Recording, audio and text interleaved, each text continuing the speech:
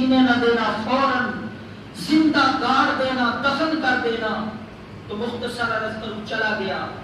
اللہ کی مشیت، اس کے جانے کے بعد اللہ کریم نے اسے بیٹی عطا فرمائی۔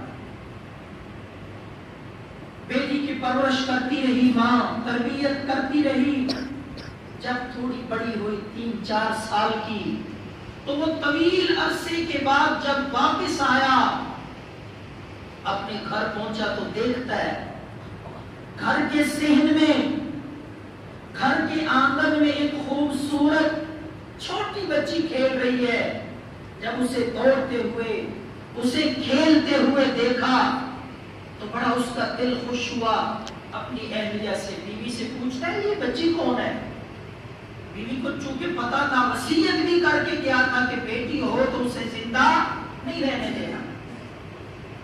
وہ عورت بھی سمجھدار تھی، کہنے لگی کہ یہ پڑوسیوں کی بچی ہے، کبھی کبھی کھیلنے کے لیے آ جاتی ہے۔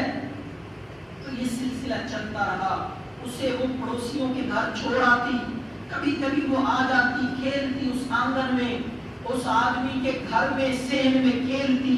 کچھ دن کے بعد وہ بڑا مانوس ہو گیا، آتی اسے پیار کرتا، اس کے ساتھ کھیلتا۔ تو جب بیوی نے دیکھا کہ اب مانوس ہو گیا ہے، اب برداشت کر لے گا، تو بیوی نے کہا کہ یہ دراصل بچی پڑوسیوں کی نہیں، یہ تو ہماری اپنی بچی ہے۔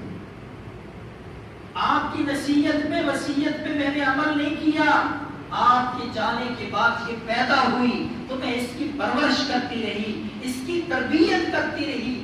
آج یہ اتنی ہو چکی ہے کہ دوڑنے کے، چلنے پھرنے کے قابل ہے۔ جب یہ بات اس نے سنی، جب یہ بات سنی، فوراً آگ بگولا ہو گیا، غصے میں آ گیا، جذبات میں آ کے فوراً ہاتھ میں کسی لی، کہیں لی اور بیٹی کو ساتھ لیا، ہاتھ پکڑا۔ یہ ساری بات کو سنا ہے اللہ کے پاک پیغمبر، یہ آپ بیتی اپنا واقعہ کو شخص سنا رہا ہے، امام الانبیاء محمد رسول اللہ۔ تو کہنے لگا یا رسول اللہ، میں نے بچی کو بھی پکڑا، کئی اٹھائی اور میں جنگل کی طرف چل پڑا۔ وہ بچی میرے ساتھ باتیں کرتی گئی سارے راستے میں۔ اب وہ کہاں جا رہے ہیں، کیا کرنے جا رہے ہیں اس دھوپ اور گرمی کے موسم میں؟ کیا کرنے جا رہے ہیں آپ، کہاں لے جا رہے ہیں مجھے؟ تو کہنے لگا یا رسول اللہ، میں جنگل میں پہنچا اور گرمی اور دھوپ کے موسم میں میں گڑھا کھودنے لگا۔ وہ بچی باتیں کر رہی ہے، پوچھتی ہے ابو یہ گڑھا آپ کس لیے کھود رہے ہیں؟ اور کہتا ہے یا رسول اللہ، جب میرے اوپر دھول اور مٹی پڑتی تو وہ اپنے کپڑے سے صاف کرتی تھی، مٹی ہٹاتی، مٹی صاف کرتی۔ تو بالآخر کہنے لگا اللہ کے پاک پیغمبر، جب گڑھا تیار ہو گیا، میں نے اس بچی کو اٹھایا اور زندہ اس گڑھے میں ڈال دیا۔